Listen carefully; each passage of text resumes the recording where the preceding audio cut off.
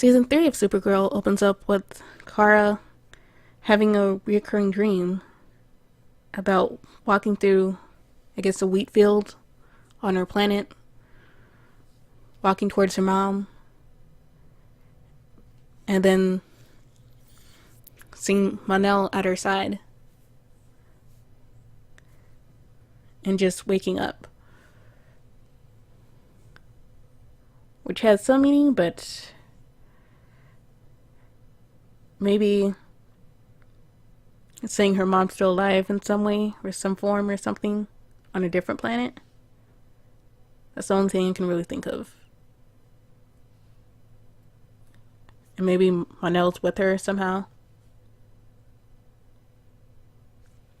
Could be, maybe. Anyways, Kara is throwing herself into her work after being separated from Monel and just completely disregards the Kara part of her life. She puts all her energy into Supergirl. She still shows up to work, but at CACO. But doesn't really do any reporting. Puts everything else on hold. Stops hanging out with her friends. And helping Alex with her wedding plans. And basically just ignores everyone.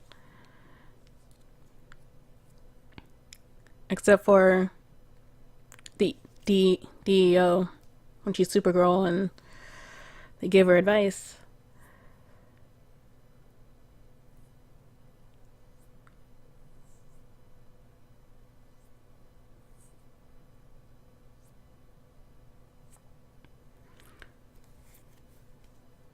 Then later on, I guess a cloaking device gets stolen, so the bad guys can hide from even the DAO technology that can track any missiles or ships.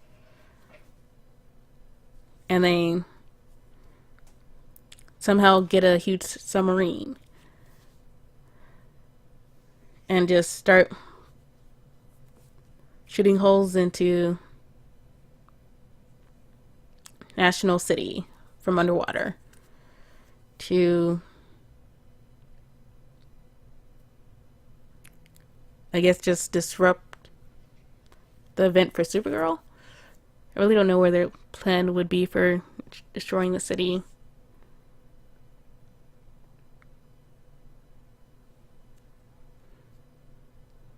But I guess it's just something all the villains want to do, is destroy the city.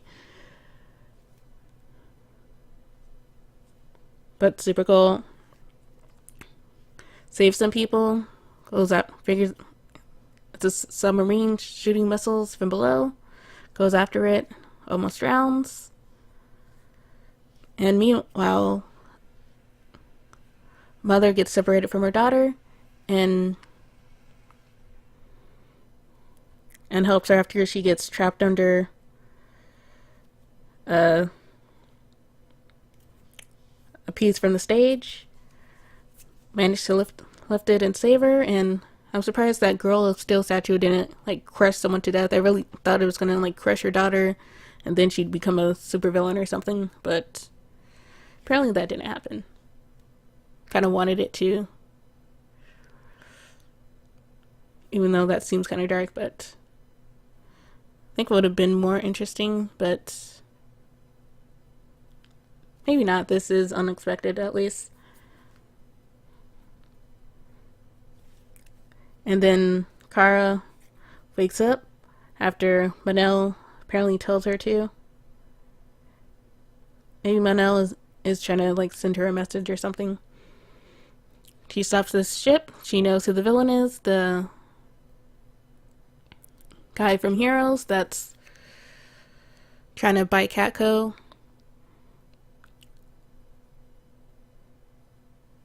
But then, of course,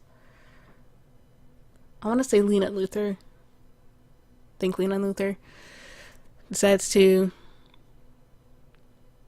buy Catco instead and wants to work with her best friend Kara once again. Kara's still on the fence so far, but eventually she goes back to her job after quitting it. And I guess since Luther owns Catco now, technically she's James' boss and Kara's boss, I guess.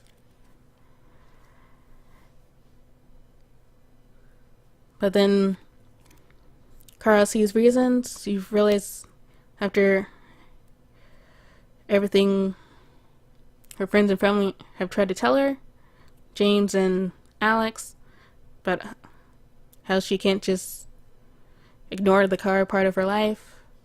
Eventually she agrees, and Alex asks John to walk her down the aisle. And she says she'll be wearing Kevlar and boots at the wedding, so hopefully she will. I'm holding her to that.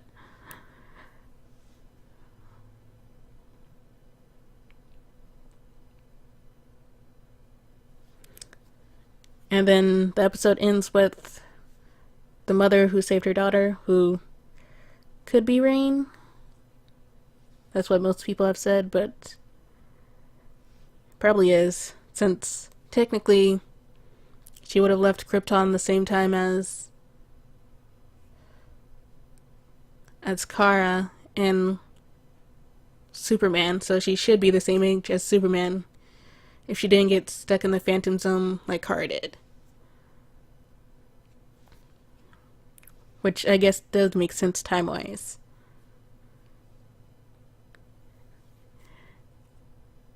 And then she has a nightmare about the same dream that Kara's having, but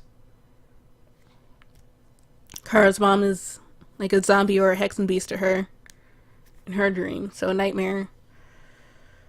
So maybe it's like programmed in her DNA to want to kill members of the House of L, maybe? So now that she's realized her powers, unlocked them, will automatically see Supergirl as an enemy.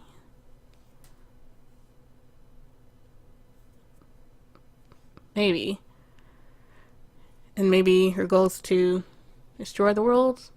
I feel like there has to be more to it, though. If she is Rain, she can't be the only villain. Well, besides her and the human villain trying to destroy Catco and Lena Luthor.